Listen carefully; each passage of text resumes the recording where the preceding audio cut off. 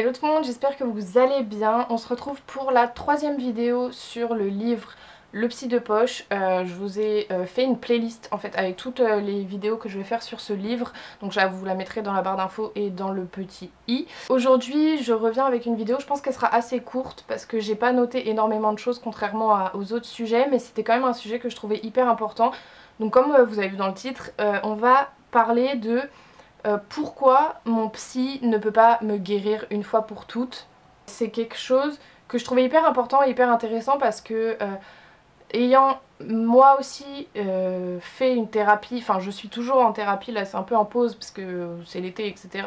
Moi qui suis une thérapie et qui est un suivi psychologique et médicamenteux, au tout début je me disais je vais prendre mon traitement médicamenteux et je vais faire ma thérapie et je serai guérie une bonne fois pour toutes et basta en fait. Et en fait pas du tout. C'est pas en faisant 2-3 séances de thérapie qu'on va être guéri et c'est pas non plus notre psy qui va nous guérir. Bref, je parle beaucoup mais si ça vous intéresse je vous laisse avec la suite.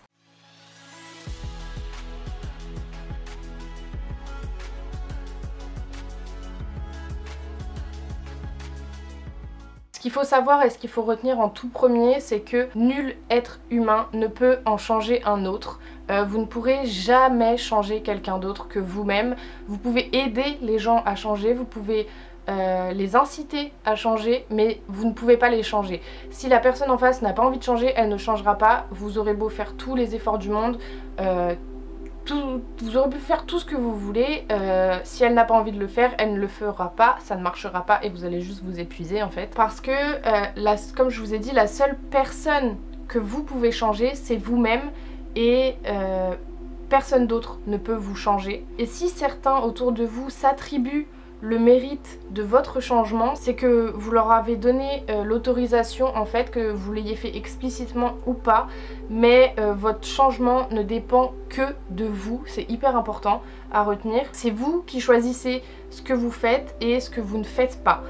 C'est vous qui décidez de cultiver certaines pensées, certains sentiments et de vous en interdire d'autres en fait. C'est vous qui décidez d'agir en toute indépendance et de vous affirmer. Et si vous en venez à un point où vous sentez que c'est trop pour vous en fait et que vous avez trop de poids sur les épaules et que en fait vous sentez que vous allez abdiquer et que vous allez totalement craquer et que vous vous en remettez à quelqu'un d'autre autour de vous, que vous mettez votre dignité etc. dans les mains de quelqu'un d'autre, vous pouvez lui donner temporairement la barre sur vous, mais il vous est possible de reprendre votre indépendance en fait à n'importe quel moment parce que c'est vous qui choisissez en fait.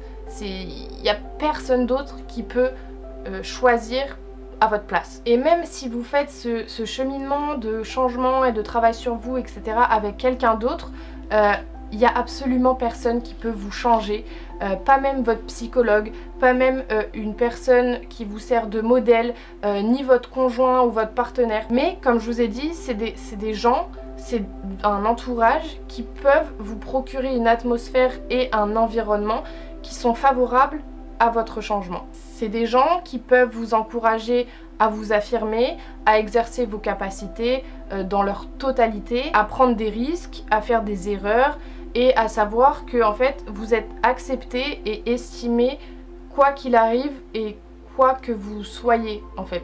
Et je le répète encore une fois, mais personne ne peut vous changer et vous ne pouvez changer personne à part vous-même. Et le temps et l'énergie que vous consacrerez à vous changer, ça aboutira à vous faire sentir plus puissant et plus maître de vous et de votre destin, et vous tirerez profit de ce que vous faites et en fait le mérite il vous reviendra à vous. Et je voulais rajouter quelque chose qui est pas dans le livre, mais si vous vous dites je vais changer pour plaire à cette personne, je vais changer parce qu'on m'a dit qu'il fallait que je change, je vais changer parce que tout un tas de raisons extérieures à vous-même en fait, alors peut-être que vous allez avoir l'impression de changer à l'extérieur, mais à l'intérieur vous n'allez pas être vraiment changer parce que vous allez vouloir changer, ça fait beaucoup de mots changer dans cette phrase, mais vous allez vouloir changer pour des mauvaises raisons et pour des raisons extérieures Et à chaque fois qu'on essaye de changer, d'évoluer, etc. pour des raisons qui sont extérieures à nous-mêmes et qu'on n'a pas forcément vraiment envie de le faire au fond de nous, même si à la surface on peut avoir l'impression d'avoir changé et d'avoir évolué, etc.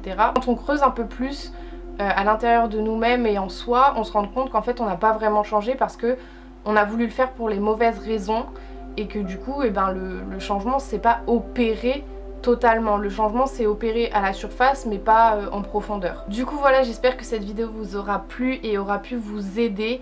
Moi j'aime vraiment beaucoup faire ce genre de vidéos, donc si vous aimez aussi, n'hésitez pas à vous abonner, à activer la cloche si c'est pas déjà fait, lâchez un petit pouce bleu, un petit commentaire pour le référencement, ça me ferait plaisir. Et moi je vous fais des gros bisous et je vous dis à bientôt.